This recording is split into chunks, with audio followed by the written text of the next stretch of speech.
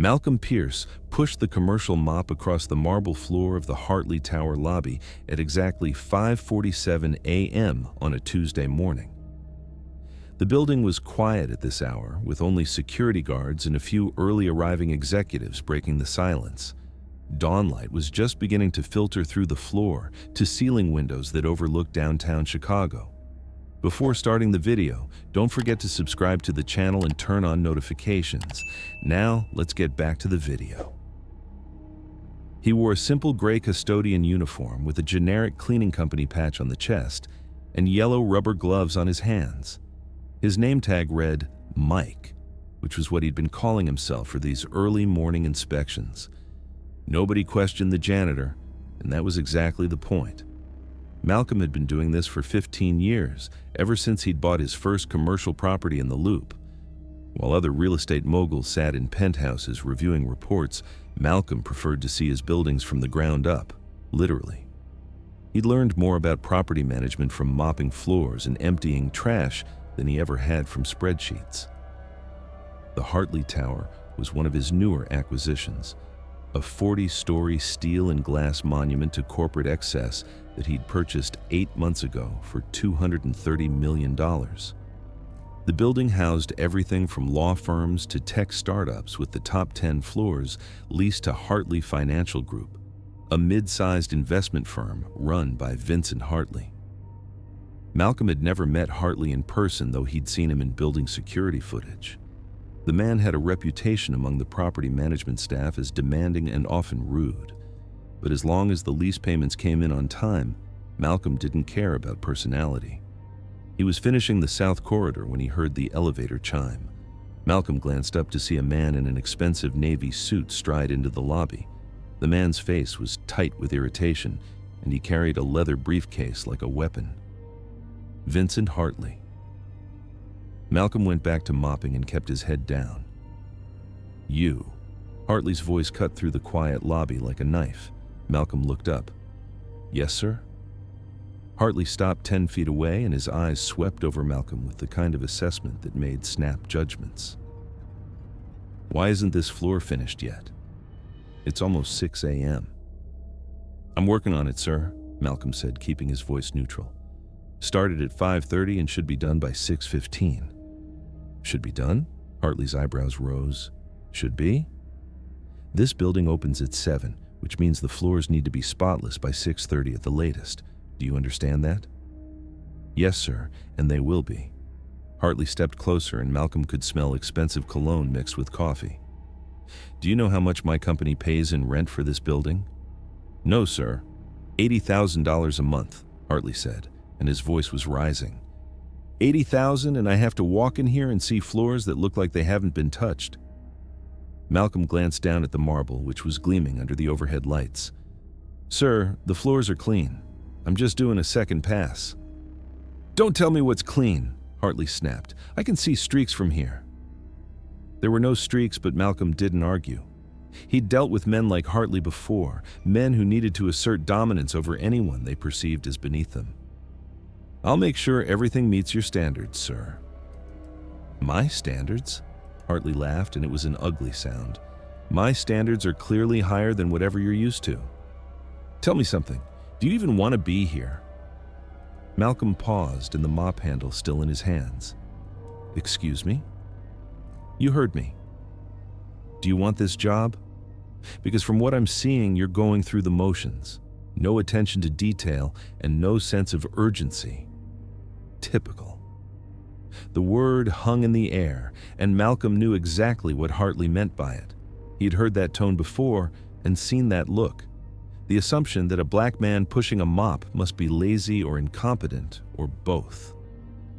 "I assure you, sir," Malcolm said, and his voice was still calm, but with an edge now. "I take my work very seriously." "Really?"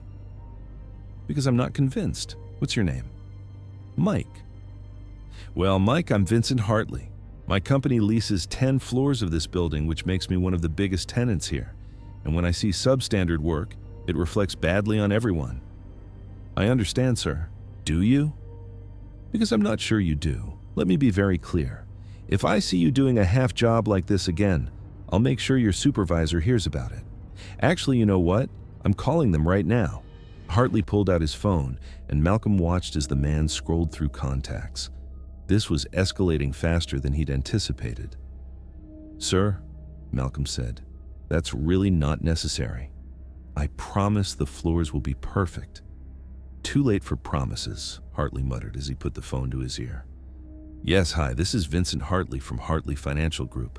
I'm standing in the lobby of Hartley Tower, and I need to speak with someone about your cleaning staff." Malcolm sighed and kept mopping. This was going to be awkward. "Yes, I'll hold." Hartley shot Malcolm a look.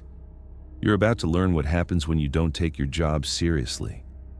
But it was Hartley who was about to learn something, and it was going to cost him everything. 10 minutes later, Hartley was still on the phone and growing more agitated by the second. Apparently, the cleaning company's morning supervisor wasn't answering, which only made him angrier. "This is ridiculous," Hartley snapped into his phone. "Fine, transfer me to your regional manager. I don't care what time it is." Malcolm had finished mopping the entire lobby and was now emptying trash cans near the security desk.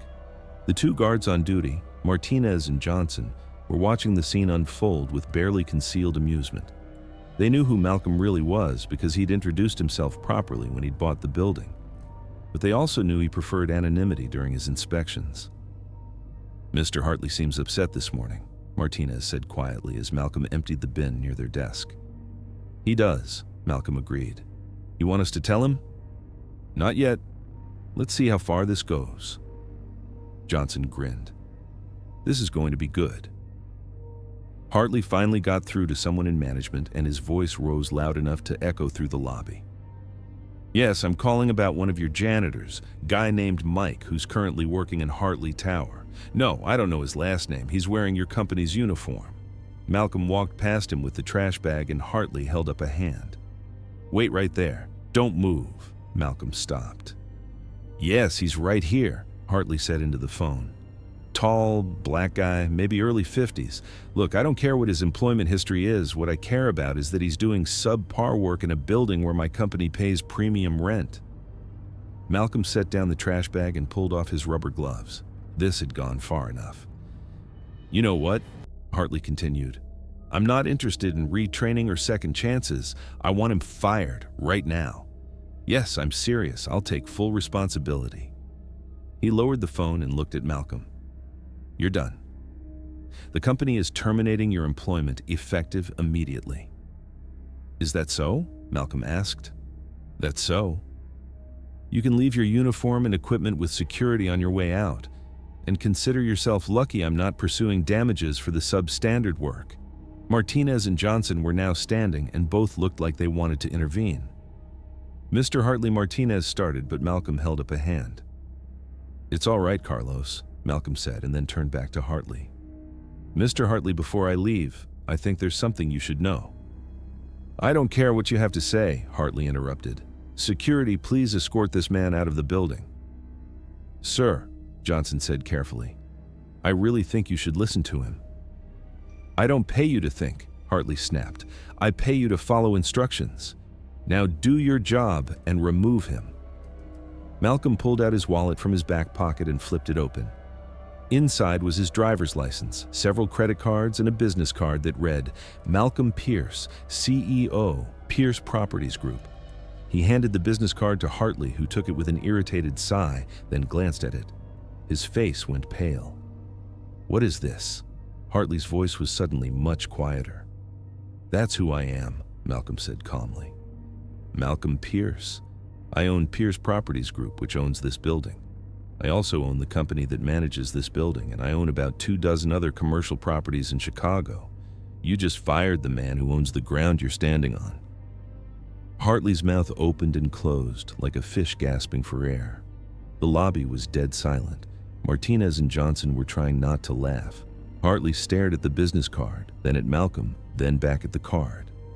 "This is a joke," Hartley finally said, but his voice lacked conviction. It's not," Malcolm said. "You can verify it with building management, or you can Google my name. Either way, you'll find that I own this property and have for the past 8 months. I come in early sometimes to inspect the building myself, because I believe you can't manage a property properly unless you see it from every angle, including from behind a mop. Hartley's face went from pale to red. You were pretending to be a janitor? I was working as a janitor, which is different. I wasn't pretending anything. You just assumed that because I was mopping floors, I must be an employee instead of the owner. But you're wearing a uniform? Yes, I am. It's easier to move around without being recognized. Most people don't look twice at custodial staff, which says something unfortunate about our society, but it's useful for my purposes. Malcolm took the business card back and tucked it into his wallet. Now, Mr. Hartley, about that phone call you just made. You tried to get me fired from my own building, which would be funny if it wasn't so insulting. But what really bothers me is why you did it. The floors were spotless, my work was excellent, and I was ahead of schedule. So why the confrontation? Hartley stammered. I didn't know who you were. Exactly. You didn't know who I was, and you assumed based on my appearance and my work that I wasn't worthy of respect. You called my work substandard when it wasn't. You accused me of being lazy when I'd been working for over an hour. You said typical in a way that made very clear what you meant. I didn't mean anything by that. Yes, you did. And that's the problem, Mr. Hartley. You meant all of it. Malcolm crossed his arms. Here's what's going to happen. Your company's lease is up for renewal in 4 months. I'm going to let it expire, and I'm not offering a renewal option. Hartley's eyes widened. You can't do that. We have 10 floors, and we've been here for 7 years. Check your lease agreement, Mr. Hartley. Section 12, Clause 4 states that the property owner has the right to decline renewal for any lawful reason. I'm declining because I don't want your company in my building anymore. This is discrimination. No, this is property ownership. You discriminated against me when you judged me based on your prejudices. I'm simply choosing not to do business with someone who treats people the way you just treated me. There's a significant difference. Hartley was shaking now. Do you have any idea what this will do to my company? Moving 10 floors of operations is a logistical nightmare. It'll cost millions. Then you should have thought of that before you tried to fire the building owner, Malcolm said flatly. You have 4 months to find new space. I suggest you start looking today. Please, Hartley's voice cracked. Please, Mr. Pierce, I made a mistake. I apologize. I'll do anything, just please don't force us out. Anything? Malcolm tilted his head. Would you have said please if I had actually been a janitor? Would you have apologized if I couldn't fight back? The answer is no, Mr. Hartley. You'd have felt justified in your cruelty because you thought I was powerless. Malcolm stepped closer and his voice dropped. But here's what you're going to learn. Nobody is powerless and everybody deserves respect. Not because of what they own or what they do, but because they're human beings. You forgot that and now you're paying the price. The elevator chimed and 3 people stepped out. A woman in a business suit and 2 men in casual corporate attire. They saw Hartley standing there, looking like he'd been hit by a truck, and Malcolm in his custodian uniform. Mr. Hartley? The woman asked. Is everything all right? Hartley couldn't speak, so Malcolm answered.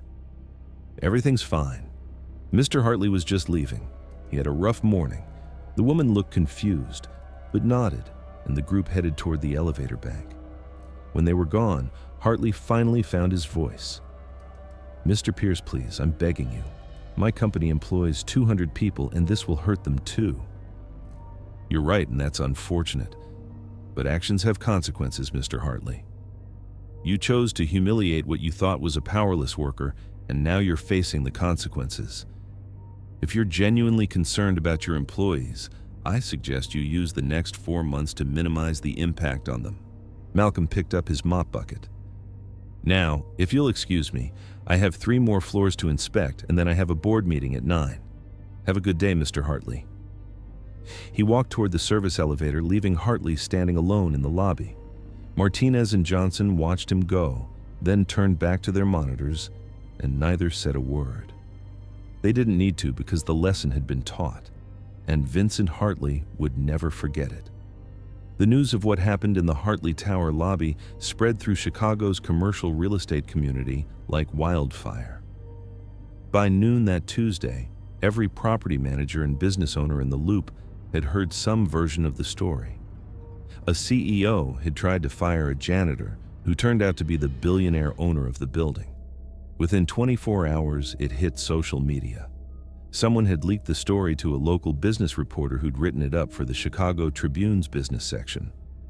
By Thursday, it was trending on LinkedIn, where real estate professionals and corporate executives were sharing it with commentary, ranging from shocked to delighted to, "I've always said you should treat everyone with respect."